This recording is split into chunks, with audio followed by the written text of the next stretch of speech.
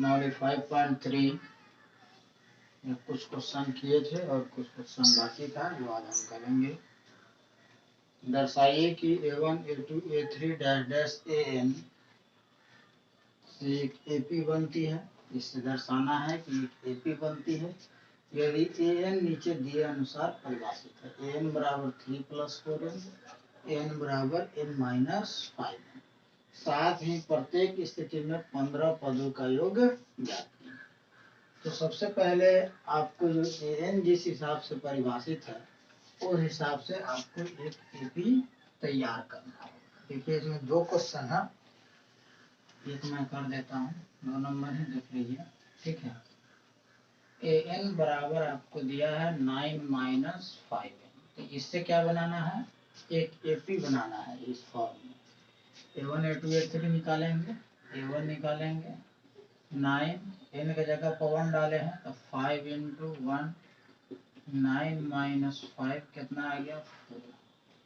अब A2 निकालेंगे 9 - 5 × 2 9 - 10 कितना आ गया -1। A3 निकालेंगे 9 - 5 × 3 9 - 5 15 15 में से 9 गया -। अब लिख दीजिए प्राप्त AP कितना आया 4 - 1 - 6 डैश। ये आपका AP प्राप्त हो गया। इसके अनुसार इसी तरह से पहला भी बना सकते हैं।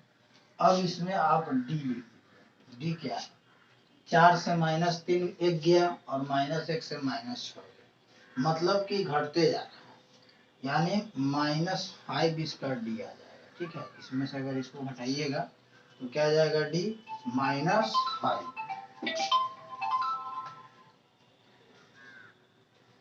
अब देखिए ध्यान से, -5 आ गया। अब आपको क्या करना है, इसमें 15 पदों का योग निकालना है। AP तो निकल गया, तो S 15 निकालना है तो 15/2 × 2a + n - 1 यानी 15 - 1 × D कितना है -5 है।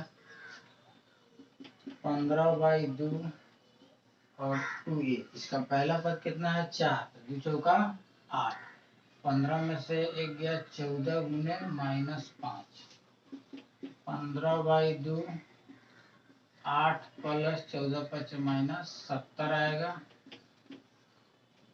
15/2 70 में से 8 घटा लीजिए, माइनस का 62 आएगा। 2 से घटाइएगा माइनस का 31, 15 एकम 15, 15 के 5, हाथ में 1, 15 45 और 1 46, -465 आपका राइट आंसर हो गया।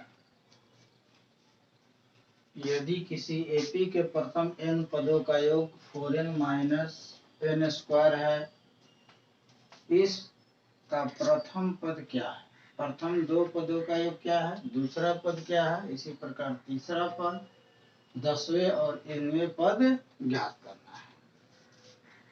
सबसे पहले आपको इस AP का प्रथम पद, दूसरा पद और तीसरा पद निकालना है। जबकि AP के प्रथम n पदों का योग आपको दिया है 4n - n², मतलब आपको n पदों का योग का मतलब Sn आपको दिया है 4n - n²।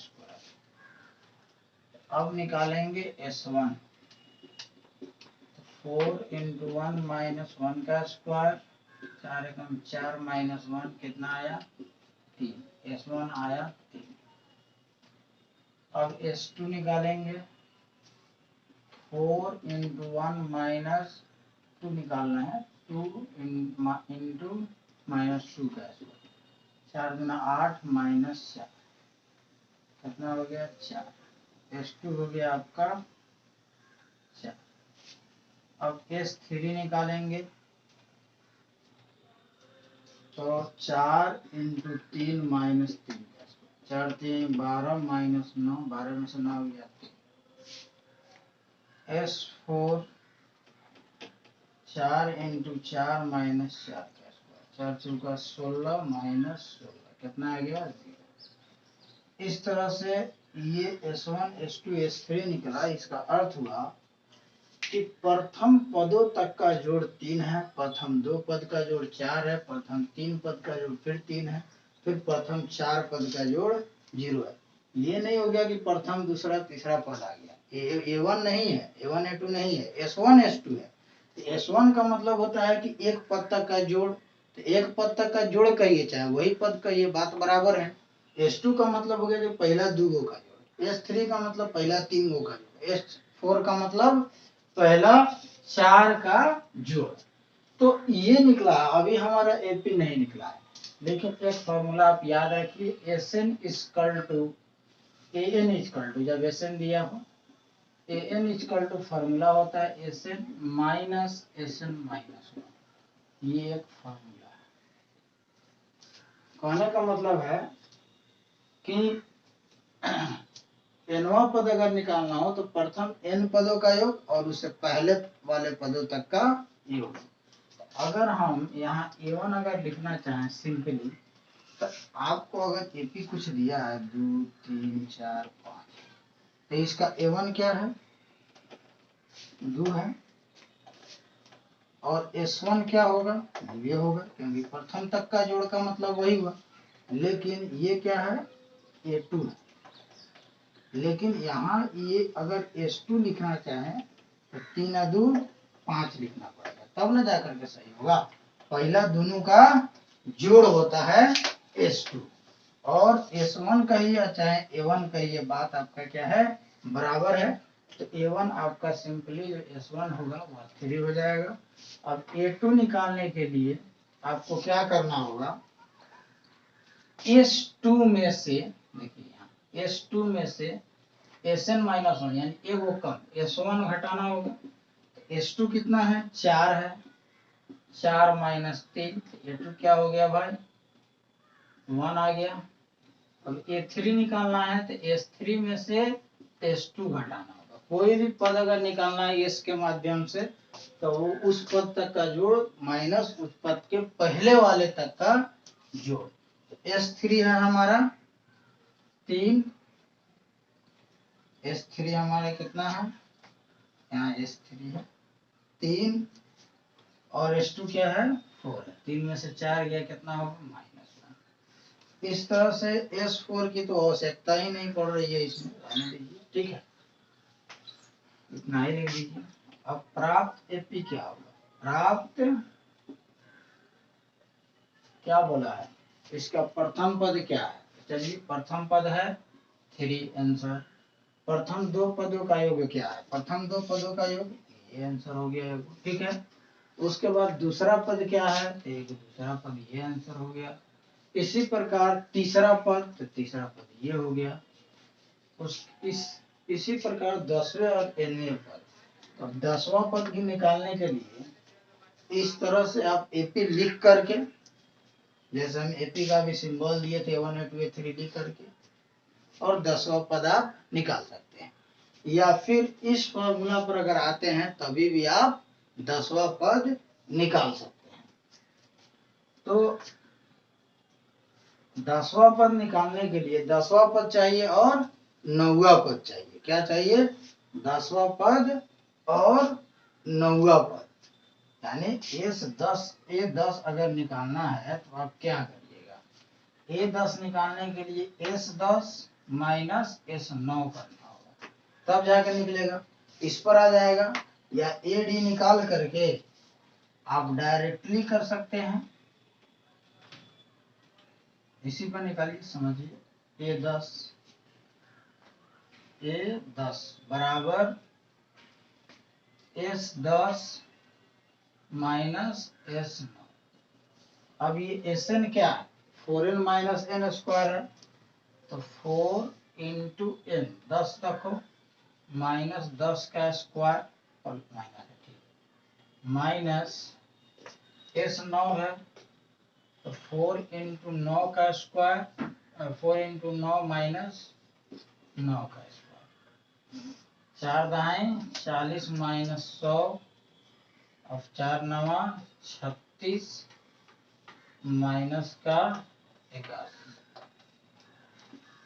यहाँ देख लीजिए 40 माइनस 100 माइनस से गुना कर लीजिए तो माइनस 36 प्लस 81 जोड़ लीजिए।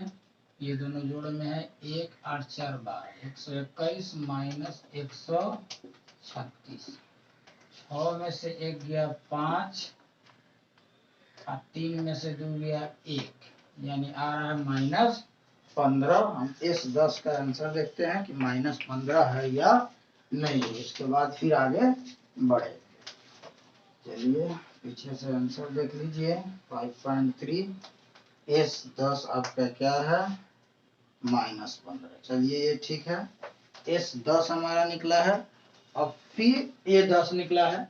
अब फिर इसी फॉर्मूला पर रख करके आपको क्या निकालना है एसएन निकालना है। क्या निकालना है एएन निकालना है। एएन इस फॉर्मूला पर तो एएन भी निकालना है। इसमें बोला है एनवे पद माने एएन तो एसएन माइनस एसएन माइनस तो एसएन हमारा क्या है 4n माइनस एन स्क्वायर और एसएन माइनस 1 का मतलब हुआ जहां जहां n होगा माइनस 1 आपको करना होगा।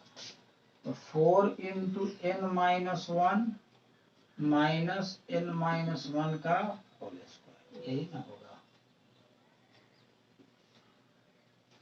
कुछ नहीं किए जहां जहां n था एसएन माइनस 1 निकालना है मतलब एगो कम निकालना है n माइनस 1। तो जहां जहां आपका n होगा वहां पर आपको n माइनस 1 डालना होगा तब जाके वो कम होगा। 4n माइनस एन स्क्वायर ये 4 into n 4n minus 4 minus n minus 1 का होल स्क्वायर का फॉर्मूला क्या होता है N square minus 2n plus 1। इसको फॉर्मूला पर तोड़ेंगे तो ये आ जाएगा 4n minus n square 4n minus 4 ये माइनस से गुणा कर लीजिए minus n square minus minus plus 2n और माइनस 1। अब देखिए 4n square minus n square 4n 2n क्या होगा 6n और माइनस से गुना करेंगे तो माइनस 6n और ये माइनस एन स्क्वायर है तो प्लस का n square minus 6 minus 1 minus 5 और फिर माइनस से गुना कर लीजिए प्लस 5। देखिए एन स्क्वायर से एन स्क्वायर कट गया 6n में से 4n घटेगा तो माइनस का 2n प्लस का 5। ये आपका आंसर होगा। आंसर इसका भी पीछे से चेक कर लीजिए।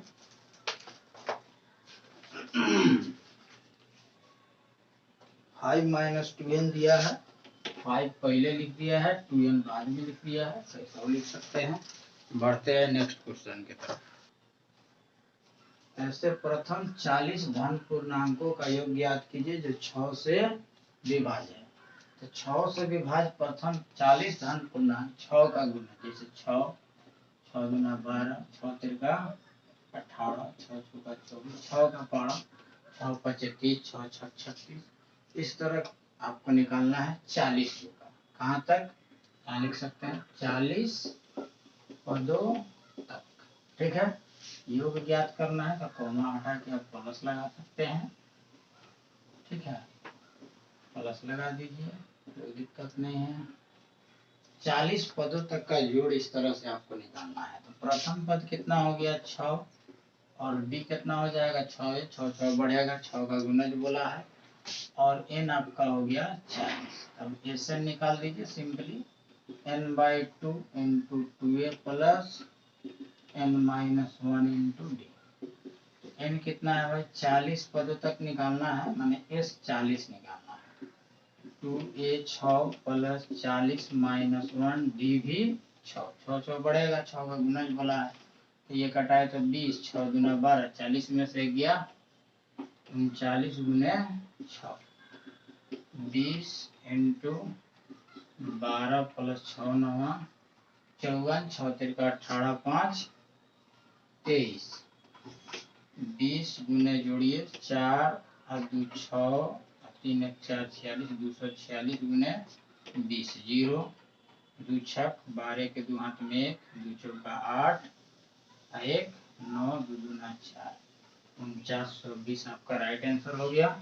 देखिए ये क्वेश्चन बोला है प्रथम 40 धन पूर्णांकों का योग ज्ञात कीजिए, लेकिन इसके बाद वाला भी जो क्वेश्चन है आपका 12 था, ये 13 14 भी सेम इसी तरह से है, योग ही ज्ञात करना है, ठीक है। तो आप उसको भी सेम इसी तरह बनाइएगा, और इस तरह का क्वेश्चन आपको 5.3 में भी दिया गया था, ठीक है, वहां से भी आपको कुछ हिंट्स मिल जाएंगे। इसमें तो सब कुछ दिया था, लेकिन इसके बाद वाले क्वेश्चन में कहता है कि 8 और 8 के प्रथम 15 गुणजों का एकदम सेम है, 0 और 50 के बीच विषम संख्याओं का योग, तो 3 से लेकर के 49 तक हो जाएगा आपको विषम संख्या। विषम संख्या 1 भी आपका आ जाएगा यहाँ पर, ठीक है। तो 1 से लेकर 49 तक के बीच का योग निकाल लीजिएगा, उसमें एसएन भी दिया है, ए भी दिया है, आप एसएन वाला फॉर्मूला पर एन निकाल के एसएन वाला पर डाल दीजिए, बन जाएगा।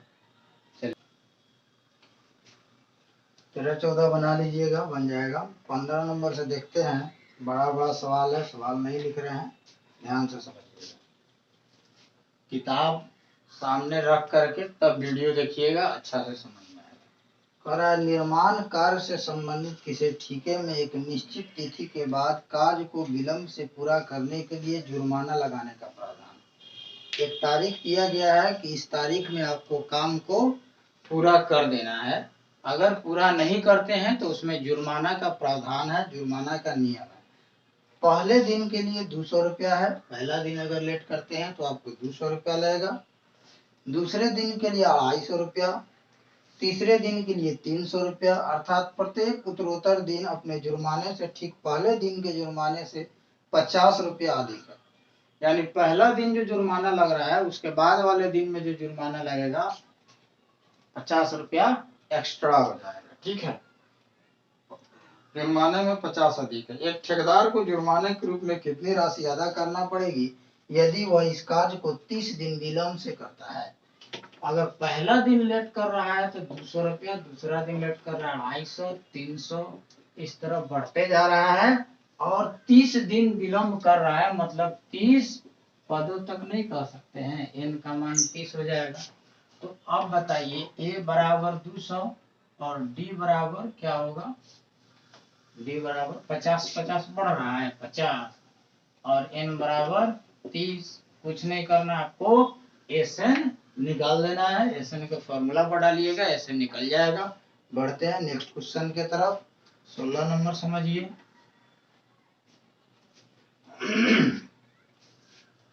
अब यहाँ पर आपको क्या निकालना है, एसएन निकाल लेना है, डू योरसेल्फ। 16 नंबर, किसी स्कूल के विद्यार्थियों को उनके समग्र शैक्षणिक प्रदर्शन के लिए 7 नगद पुरस्कार देने के लिए 700 रुपये रखी गई। एक स्कूल में विद्यार्थी का कोई प्रोग्राम हुआ, शैक्षणिक प्रोग्राम, जिसमें 7 को पुरस्कार देना है, और कितना रुपया रखा गया है, 700। 700 में से 7 आदमी को पुरस्कार देना है। तो अभी तो आप सोच रहे होंगे कि 100 रुपया दे देंगे, लेकिन नहीं, आप जानते हैं कि पुरस्कार कैसे दिया जाता है। जो बच्चे ज्यादा बेहतर होते हैं उनको अच्छा पुरस्कार दिया जाता है, जैसे जैसे नीचे की तरफ रैंक बढ़ता है उसी तरह से पुरस्कार कम होने लगता है। प्रत्येक पुरस्कार अपने से ठीक पुरस्कार से 20 रुपया कम है, 20 रुपया कम होते जा रहा है। 7 को पुरस्कार है, एन बराबर 7 हो गया, आपका डी बराबर कितना हो गया, 20 कम हो रहा है प्रत्येक पुरस्कार, और -20 होगा क्योंकि कम होते जा रहा है, और टोटल रुपया कितना दिया है, 700। तो आपको निकालना क्या है, प्रत्येक पुरस्कार का मान निकालना है। कुछ नहीं करना है, एसएन का फॉर्मूला पर डाल दो, n/2 × 2a plus n-1 × d बराबर 700।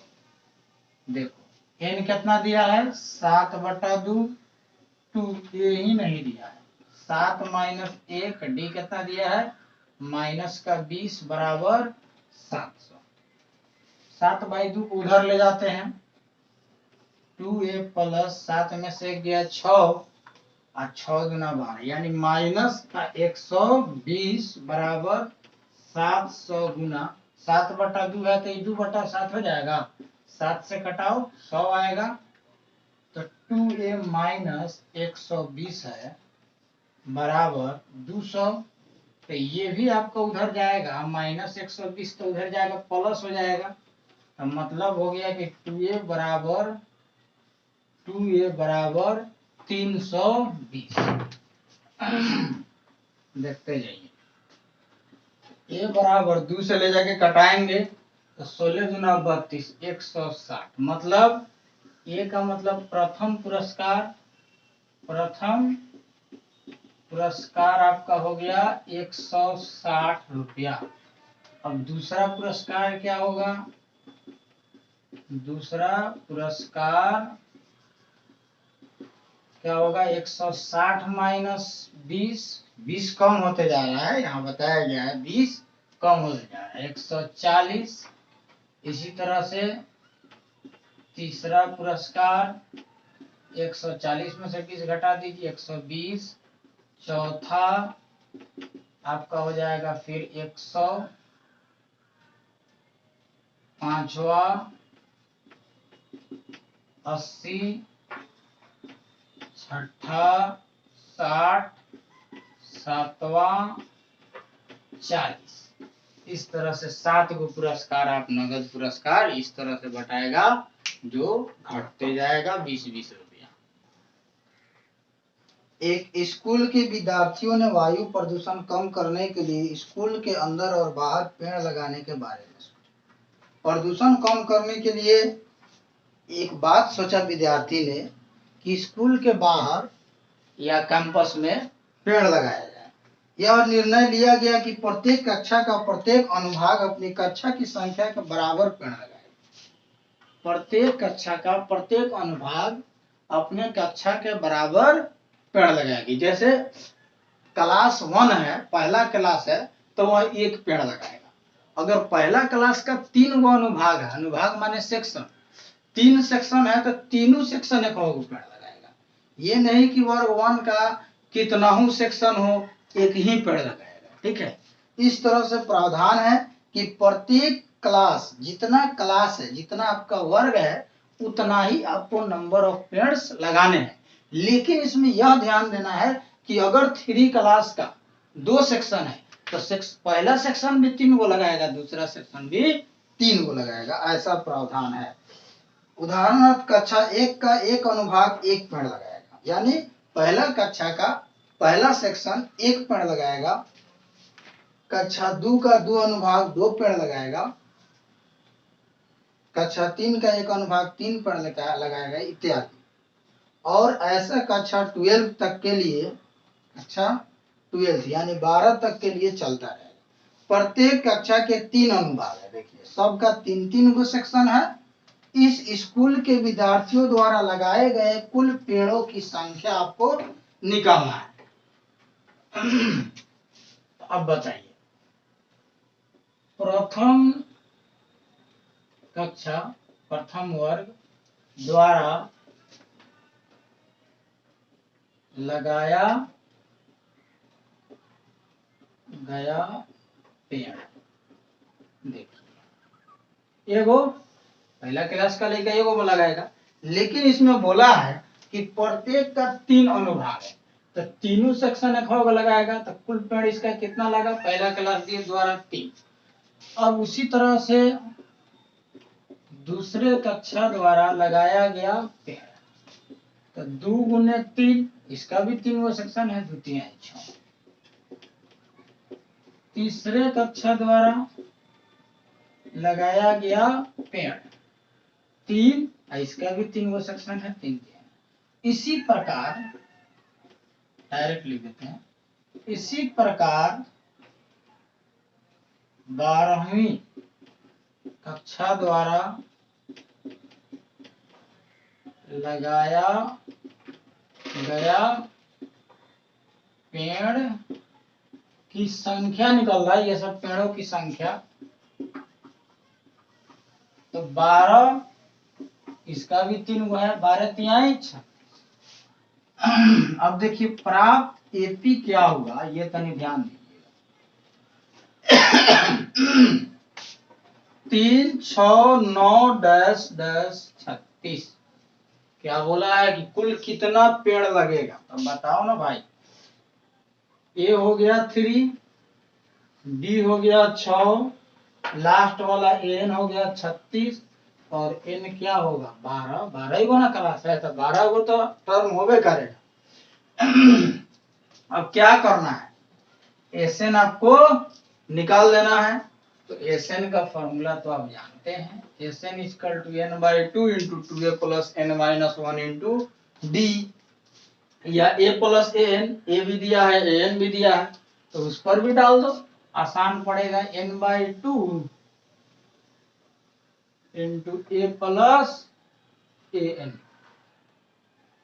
तो एन कितना है 12/2, पहला पद 3 और अंतिम पद 36, तो 2 से घटाओ 6 और 36 और 3 39, 6 9 54 के 4 हाथ में 5, 6 तिरका 18 5 23, 243 गो पेड़ उस विद्यालय में या विद्यालय के आसपास विद्यार्थियों द्वारा लगाया जाएगा।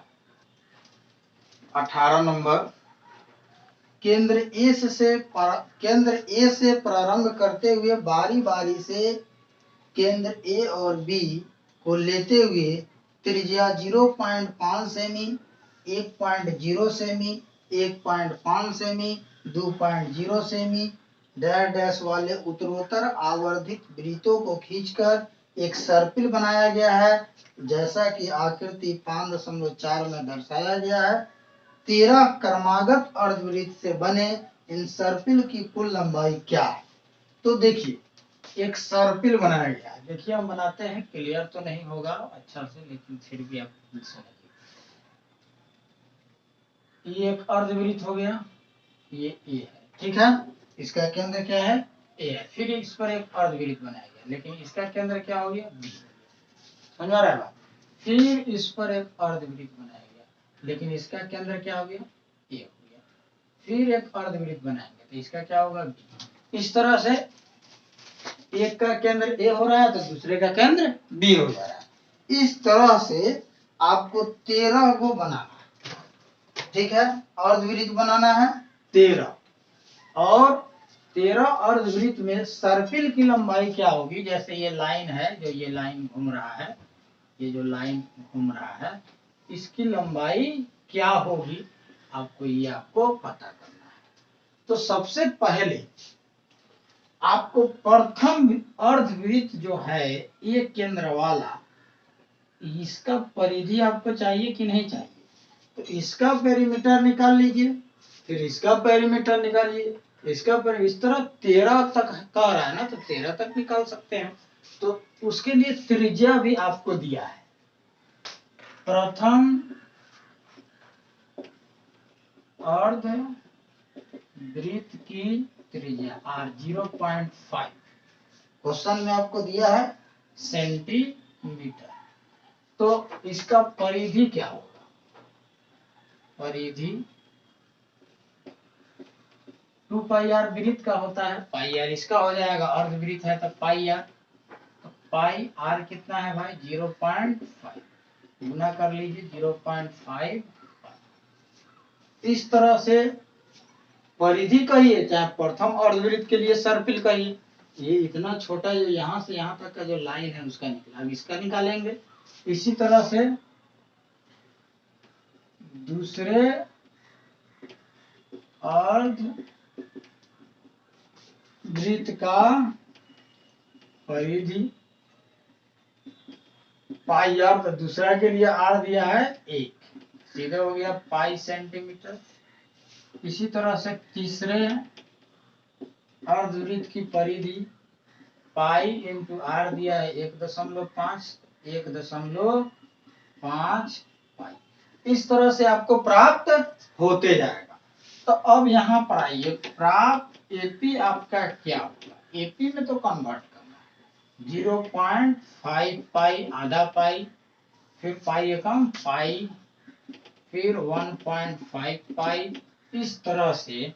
तो बताइए ये क्या हो गया, 0.5 पाई, और डी आधा आधा बढ़ रहा है, तो ए वो पाई में से आधा पाई घटाएंगे तो कितना होगा, आधा पाई, 0.5 पाई, और एन आपको दिया है 13, 13 गो सर्पिल बनेगा। कुछ नहीं करना है, आपको एसएन निकाल देना है। क्या करना है, एसएन आपको निकालना है। तो एसएन इक्वल टू, देखिए यहाँ पर प्रथम पद दिया है, डी दिया है, एन दिया है, लेकिन अंतिम पद नहीं दिया है, 13वां पद का त्रिज्या भी नहीं दिया हुआ है। तो Sn equal to n by two, n by two into 2a plus n minus 1 into, n कितना है 13 बटा 2, ये कितना है 0.5 पाई प्लस, फिर एन कितना है 13 माइनस का 1, और डी 0.5 पाई। सोल्व करिए, 13 बाई 2 भाई, आधा से 2 में भाग देंगे तो 0.5 गुना 1 हो जाएगा, सीधे पाई हो जाएगा। ठीक है, 13 में से गया 12, अब 12 गुने 0.5, 12 गुने 0.5, 12 पचे 60, 6.0 यानी 6 पाई हो जाएगा। कितना होगा 6 पाई। तो 13 बाई 2, 6 बाई 1 7, जोड़ देंगे 7 पाई।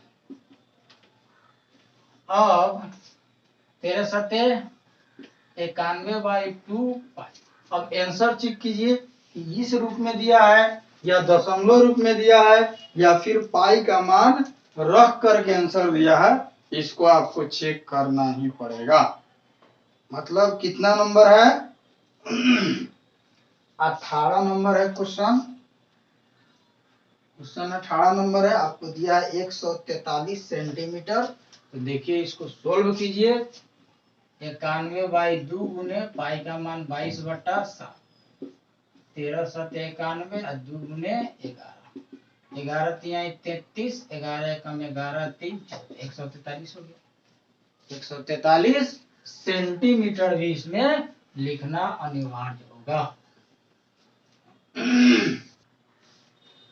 200 लट्ठों को 19 नंबर क्वेश्चन, 200 लट्ठों को ढेर के रूप में इस प्रकार रखा जाता है कि सबसे निचले वाले पंक्ति में 20 लट्ठे हैं। तो 200 लट्ठा को रखना है तो एसएन बराबर 200, सबसे नीचे वाले पंक्ति में तो नीचे ही से स्टार्ट कर दीजिए, ये बराबर क्या होगा आपको 20, ठीक है। उसकी अगली पंक्ति में 19, A1 20 हो गया, A2 हो गया आपका 19, उसके अगली पंक्ति में 18, A3 उसके ऊपर 18, देखो वो कम होते जा रहा है, ऊपर जाते जा रहा है।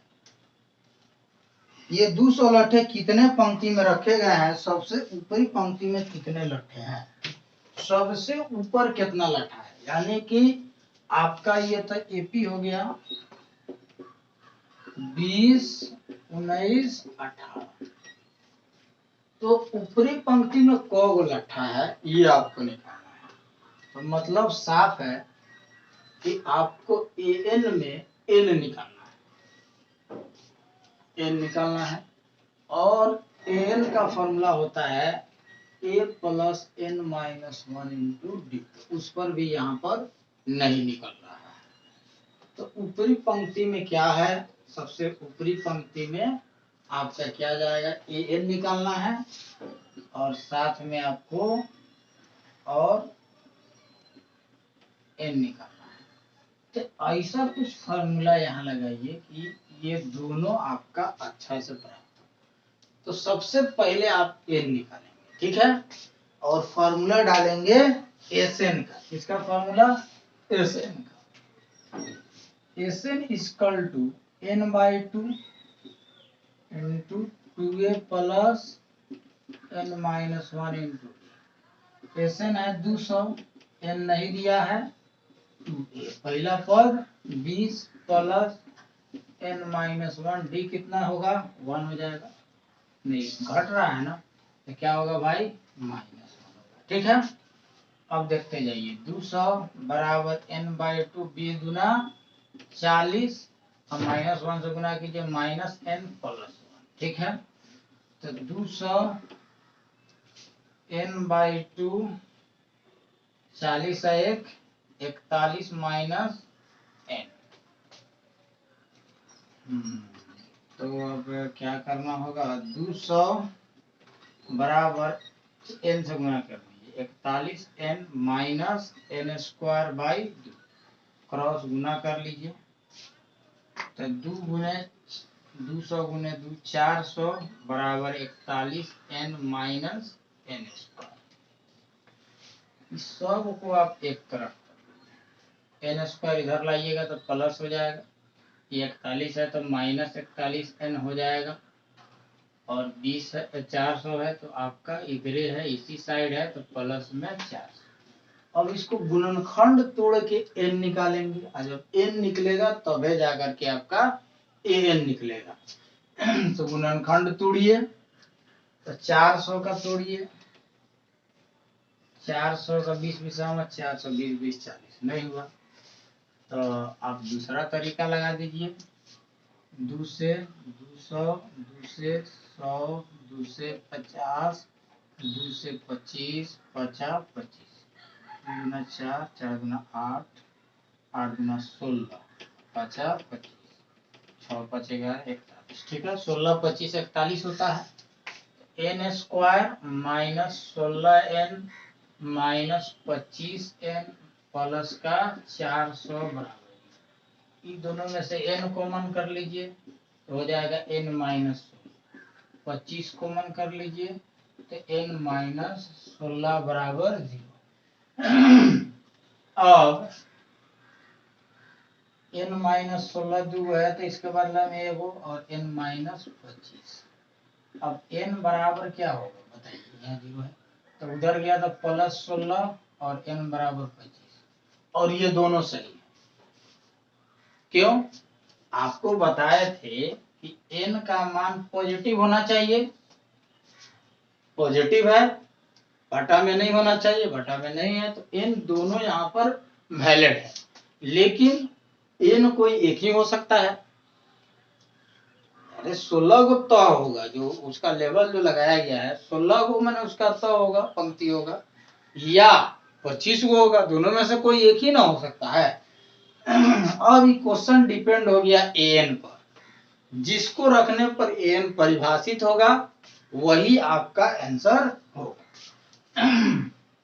तो an equal to a plus n-1 बोला है ना, सबसे ऊपरी पंक्ति में कितना होगा, तो a कितना है 20 प्लस n 16 रख दीजिए, यहाँ लिखिए n बराबर 16 रखने पर an बराबर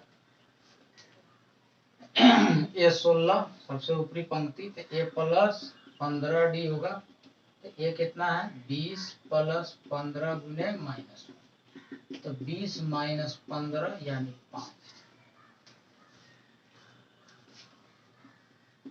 यदि n बराबर 16 तो ऊपरी n का मतलब पंक्तियों की संख्या, लिखिए यहाँ से लिखिए, यदि पंक्तियों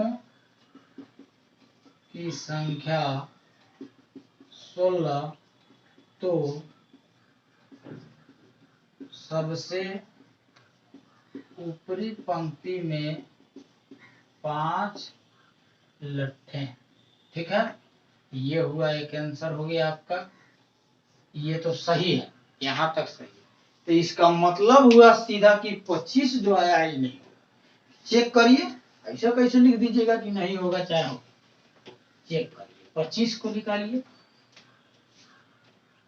n बराबर 25 रखने पर, ठीक है, a 25 a प्लस 24d, ये है आपका 20, 24 गुने माइनस, तो 20 माइनस 24 कितना आ गया भाई? माइनस। आप बताइए कि जब लट्ठा को आप थक लगा रहे हैं तो क्या सबसे ऊपरी पंक्ति में 5 गो होगा, 2 गो होगा, 4 गो होगा, 1 गो होगा?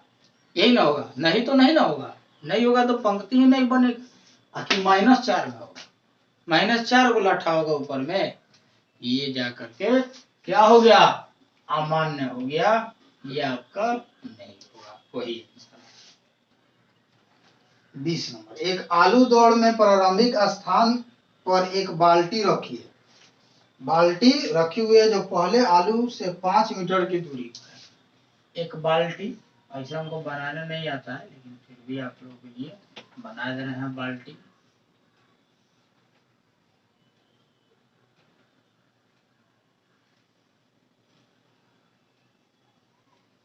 बन गया।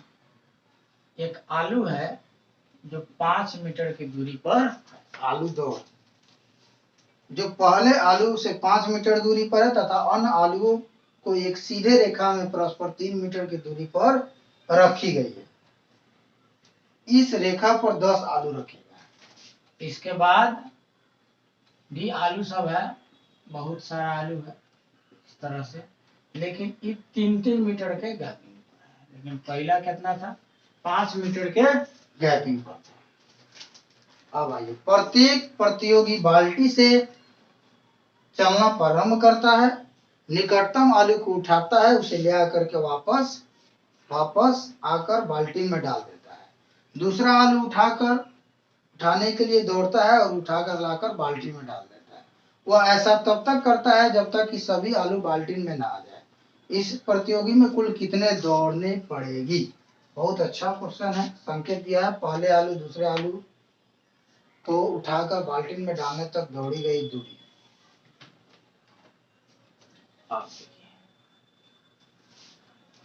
पहला आलू के लिए कितना दूरी होगा? पहले आलू के लिए दूरी क्या देगा? 5 मीटर जाएगा और 5 मीटर फिर आएगा, जितना जाता है उतना ही 10 मीटर पहला आलू के लिए 10 मीटर दौड़ना पड़ेगा। अब दूसरा आलू के लिए ए2 लिख दे सीधा। दूसरा आलू के लिए 5 + 3 जाएगा, 5 मीटर तो ये जाएगा, ये तो उठा चुका है, तो 3 और बढ़ेगा तब जाके दूसरा आलू मिलेगा, और फिर इसको जाएगा और फिर लेकर आएगा। 8 दूना 16, 3 2 × 5 + 3, फिर ये 3 जाएगा और फिर आएगा, तो 3 3 6 5 11, 11 दूना 22, तो एपी प्राप्त हो गया 10 16 22 डैश। और कौगो आलू है? 10 गो आलू। कौगो आलू है भाई? 10 गो आलू है, तो 10 पदों तक कह रहा है इस आलू सभी आलू को लाने के लिए कितना दौड़ना पड़े? तो मतलब ऐसे निकालो, प्लस करो, प्लस लगा सकते हो। तो a बराबर 10 और d कितना हो गया? 10 6 16 6 22, d बराबर 6, n बराबर 10। Sn इक्वल टू क्या होता है? n/2 × 2a + n-1 × d। इसको सोल्व कर दो और बजाते रहो सीटी। एक्सरसाइज समाप्त हुआ।